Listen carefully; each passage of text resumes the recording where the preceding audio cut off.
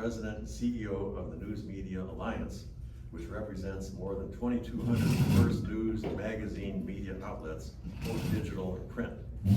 She became the CEO in 2023, and before that served for 8 years as Executive Vice President and General Counsel, leading the organization's advocacy and strategy and focusing on a digital future for news. Before joining the Alliance, Danielle was Vice President and General Counsel for the Telecommunications Industry Association, where she led advocacy efforts on issues that involve the internet ecosystem, broadband deployment, content regulation, and international trade. Currently, Danielle also serves as a board member of the National Press Club Journalism Institute. And just recently, in June, she was named by Washingtonian magazine as one of Washington, D.C.'s 500 most influential people of 2025. Congratulations, Danielle, for that. And she's in good company here with one of her fellow awardees. Gary Shapiro was also mentioned in that listing of 500 most influential people.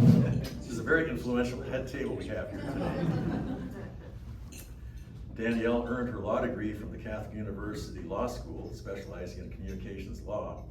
She was born and raised in California and graduated from San Diego State University. Of course, publishing is a fast-moving and rapidly evolving industry, so we are extremely interested to hear from Danielle about how it's doing and where it's going. But ladies and gentlemen, please join me in welcoming our very distinguished speaker, Ms. Danielle Coffey.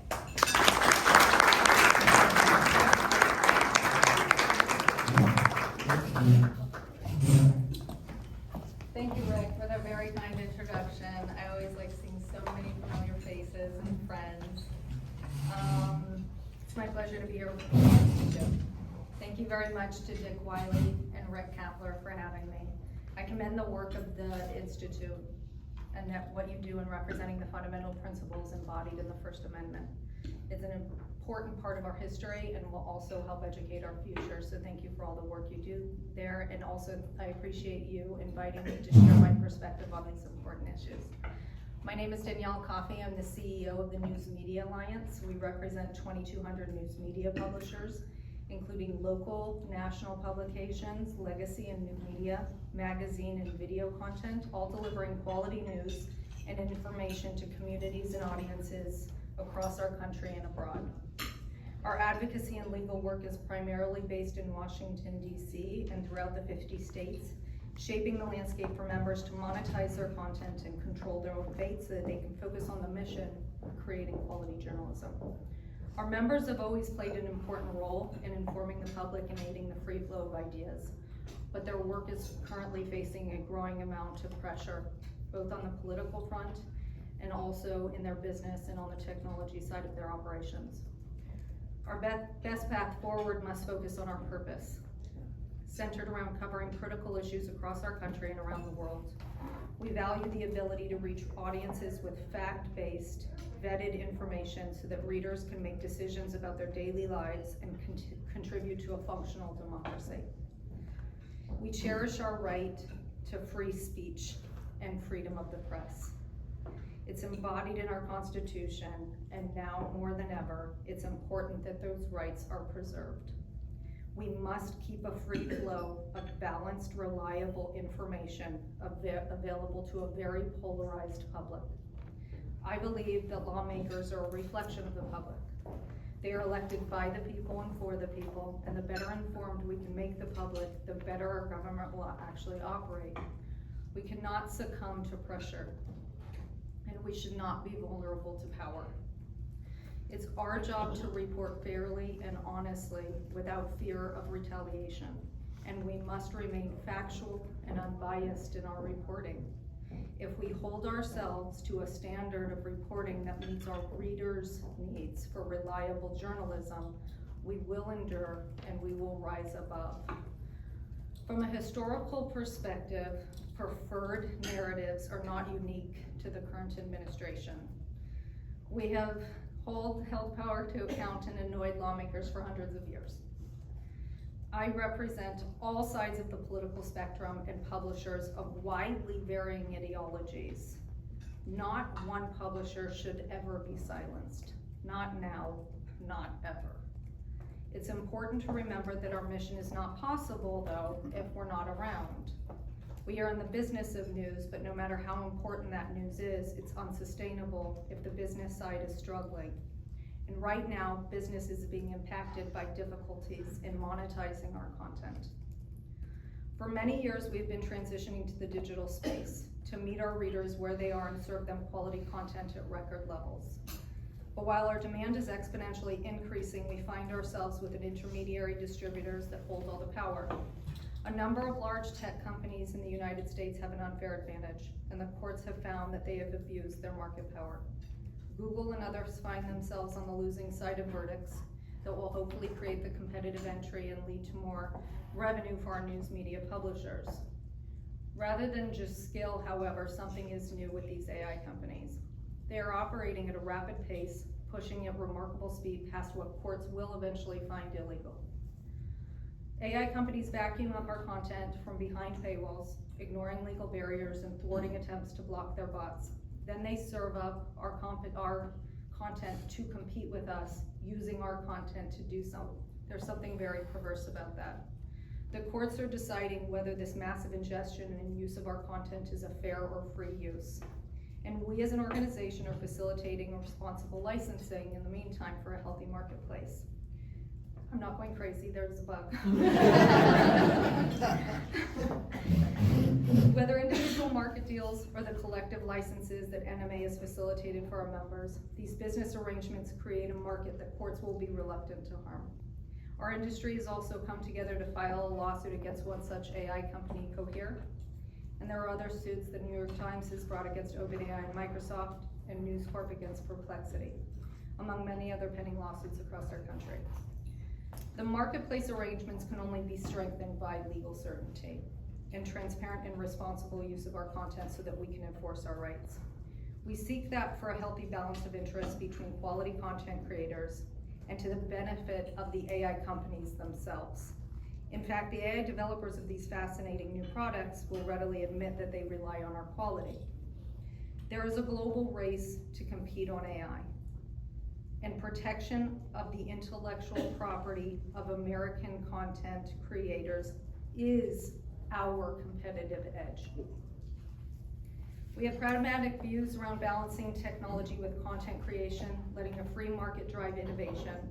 I believe we are also aligned with the majority of lawmakers and the public in our thinking that a free press should prevail. We should push against resistance to these fundamental principles, and we should lock arms together and provide the truth, even when some are inconvenienced by it. I do believe we are stronger together and better united. I look forward to all that we can share and the insights that we can exchange to build upon those who are looking for solutions. We as an industry value that deeply. Thank you very much for having me here today. I look forward to the continued collaboration with the Media Institute. Really enjoy being a part of this group. Thank you.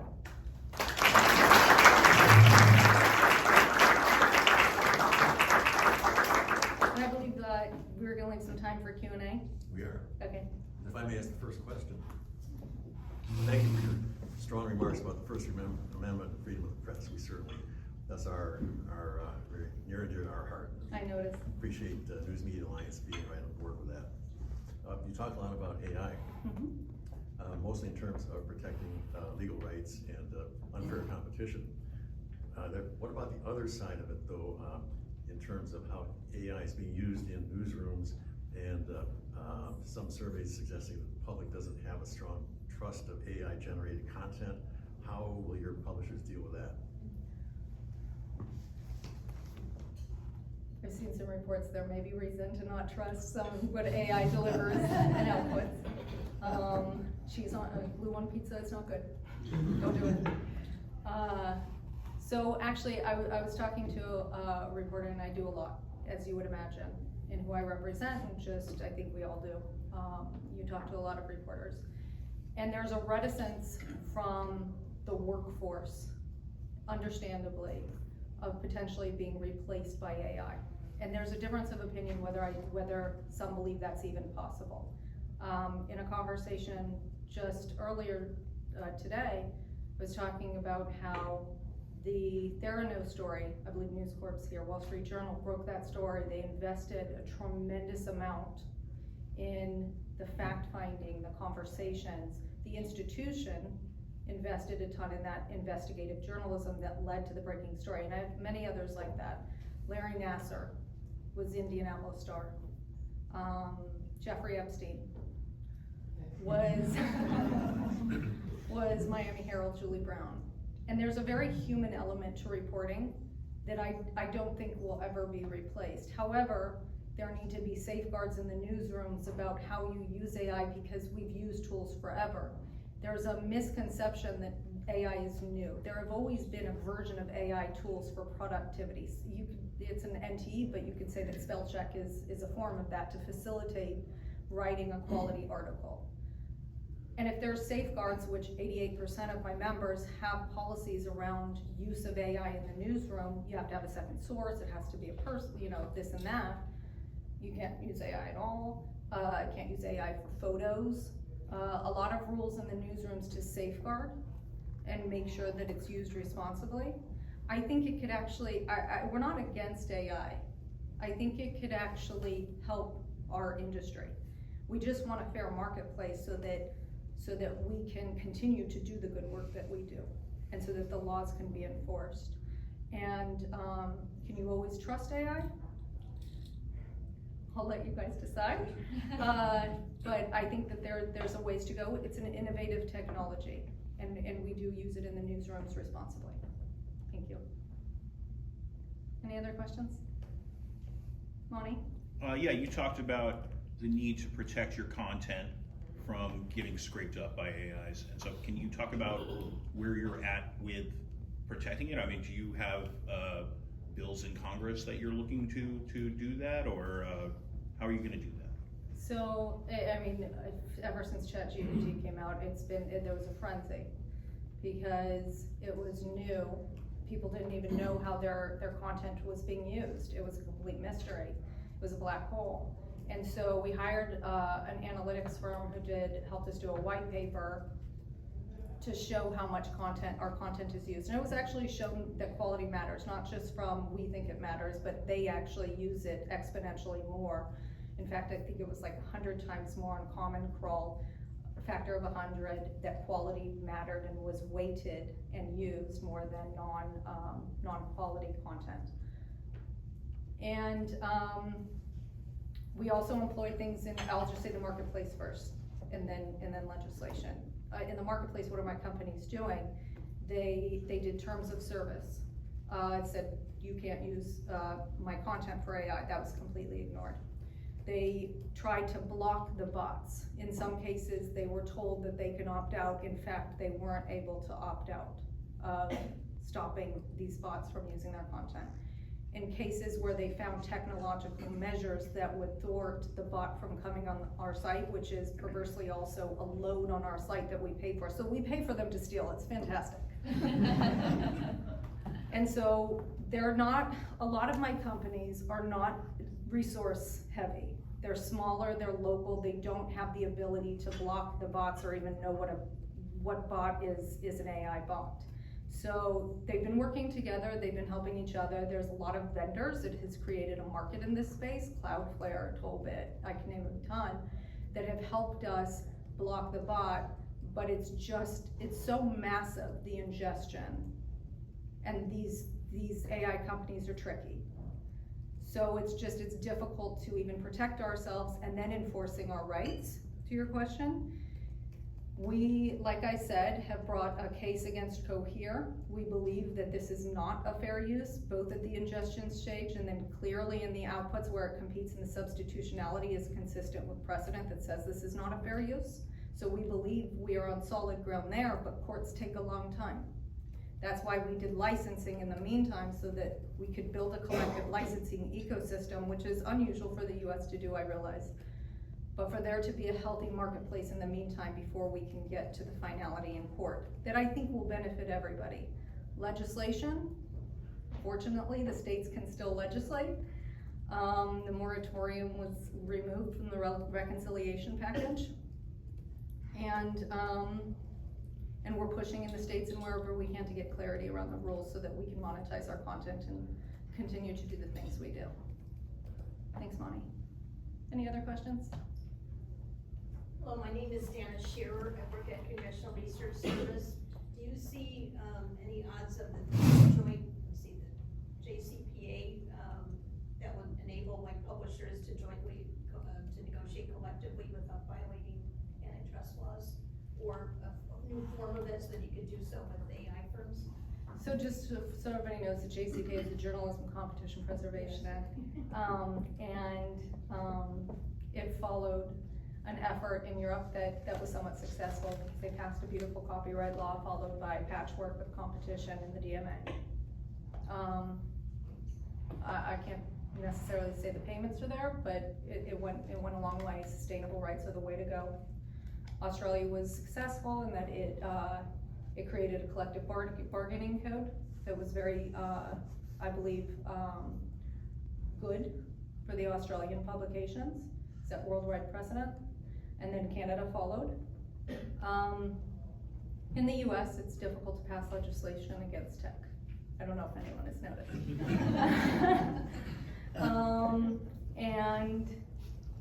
And while a lot of the goals behind the JCPA remain true, there have been other avenues of relief.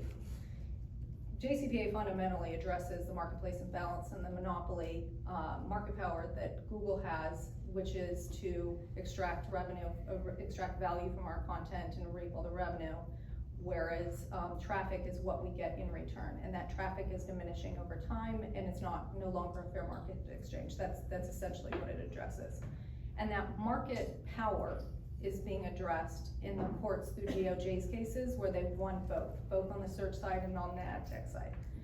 And so I do believe that some of the long-term challenges, creating a healthy marketplace, a competitive ecosystem, which is ultimately where we want to be, JCPA would have been a short-term fix for that, and to help news publishers reap the value we would otherwise get in a competitive marketplace. That it was close to passage and instead turned to the states, where California did a negotiated version of it. Oregon just attempted and held for a 2-year deliberation, their version of it. So it's happening in the states to mimic what Australia did and Canada. But now we're grappling with AI, which is, I believe, an exacerbation of an existing problem. So no status update, but that's where that stands. But it sounds like you're turning to the states for that issue as well. The states have attempted to address it, but a lot of the same dynamics exist in the states, making it, a lot of the similar challenges exist that make it difficult to ultimately achieve passage. But patchwork, short of legislation, I believe has been successful. In California, they have the fund. But we believe that there should be a federal bill addressing this marketplace imbalance between news publishers and Google. Thank you. Just kind of sitting back and listening to the discussion, it's fascinating to me how much of it revolves around AI topics. 5 years ago, in a group like this, the first question would have been, are we still gonna have print newspapers and magazines? So let's not overlook that sort of historical question that we ask when we see this digital movement. How do we stand on that front? So, you know, it was funny because I'm always watching it's the old the companies in which you're invested, personally and figuratively and literally. My news publishers used to continue to reap more revenue. They would generate more revenue off the print product. You could just, they kept raising subscriptions to see how much the market could take, how much their loyal subscribers could take. All the while, they were all transitioning to digital. The problem is in that digital space, because of the problems, disintermediation, the ad tech ecosystem, receiving pennies for your content, that they should be receiving, that are reflected by what the advertiser is willing to pay. It was the extortion and arbitrage in the middle that was preventing us from receiving our full revenue. Because of that, it wasn't displacing, the revenue wasn't displacing what we were making from print. And in fact, some of my print guys were like, you're welcome for all of lunch, guys. You know, they were still paying for a lot of the publications to stay afloat while they were all trying to transition. It wasn't a resistance really to transitioning, like you might have in a, you know, if you've got pipes in the ground, you can't transition quickly. They were willing, they were ready, they're actually a lot more experimental than you may give them credit for. It was the revenue that they weren't able to generate off of the digital content, even though that's where consumers are turning. And so they've gotten creative, and they are thriving in their own way, but we still have this big problem to fix, and that's the marketplace imbalance that I've been talking about. Gary? Thank you, Danielle, for such a thoughtful presentation and great answers to questions. I'm just wondering, in your perfect world, would one of your members, or any of your members, or all of them, have the right to exclude search engines and AI from using your products at all? Is that one of the solutions, like a do not call list, do not use list? For AI? I'm sorry? For AI? Yeah. So you have to assume a lot of things with that. So if it was respected, is the first thing, because right now if you don't see, because there's always going to be, in any business sort of situation, you're gonna look at, and there's so many AI players, that one I can work with, that might get me revenue because he's attributing to my content. I'm gonna give my content to that guy. Whereas the next one, it's like, there's nowhere to be found. They're summarizing my entire article, that I generate no revenue off of that. There's no business model for me in that. And so in those cases, you pick and choose who they're going to give their content to. Just like anywhere, it's any content to just stream music. Otherwise, you choose who you're going to partner with that's going to benefit you. And in those cases where you're trying to thwart the bot, like I said, they just simply can't. So the first requirement for a do not call, which is an interesting idea, would have to be respect for that, because right now there's just not. Well, assume an enforcement mechanism similar to what there is with piracy today. So one of the things that we just asked for in the Google case was in an amicus brief, and their remedies for the search case, the first one, was an AI opt-out. Because right now it relies on search. And if you opt out of AI, which you can't even opt out of their, won't go into it, it's real-time use of our content, it's RAG. But you can't opt out of the training, where you train their model, Gemini. If we opt out, we're not found in search, and then you get deranked, and so it's a Hobson's choice. So there's implications that come with opting out, not just financial, like this AI company might not pay me or do a license agreement for the use of my content, but in case like Google, which if history repeats itself, they will compete at scale on AI, and we don't really have nobody, what I'm trying to say, Gary, is nobody will ever sign up for that opt-out list, because they're pushed out of search. Correct. And that's not a choice. Therefore, it needs to be, what we're asking is a bifurcation of sorts, so that there's a non-discrimination and non-retaliation. First, the fact that we'd like to be able to opt out, they don't offer it right now. Secondly, if we can't opt out, we don't want to disappear from search, because then that's a false choice. Does that So make you sense? want all the benefits of the search, but not the disadvantage of The pennies that we get from search, if you call them benefits, yes.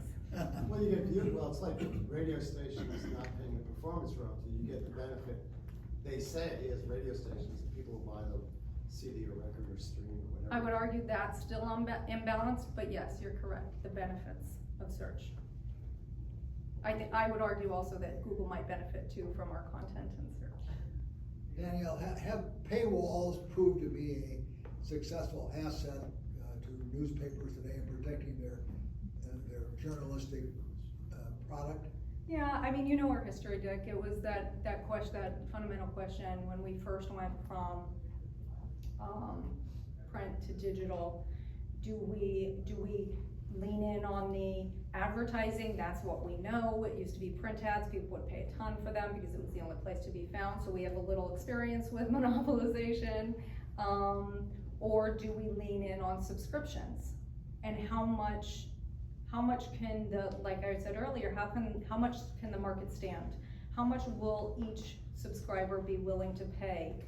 And because of the print digital that I talked about, is that going to displace the lost revenue in digital? We've continued to have a loyal subscriber base, particularly my independents like Boston Globe, Dallas Morning News, so forth, and they can withstand a lot as far as subscriptions. So they can move away from the advertising space. The privacy laws have also helped us because it's a reliance on first-party data, which our intimate personal relationship with our readers is what we have.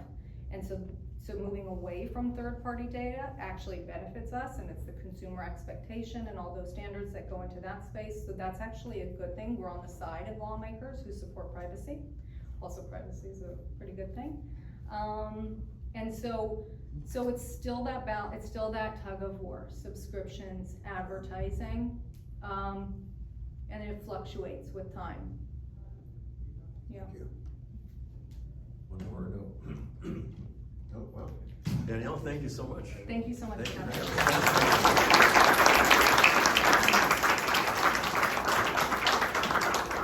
Right. Thank you for fascinating presentation. Take the money box off.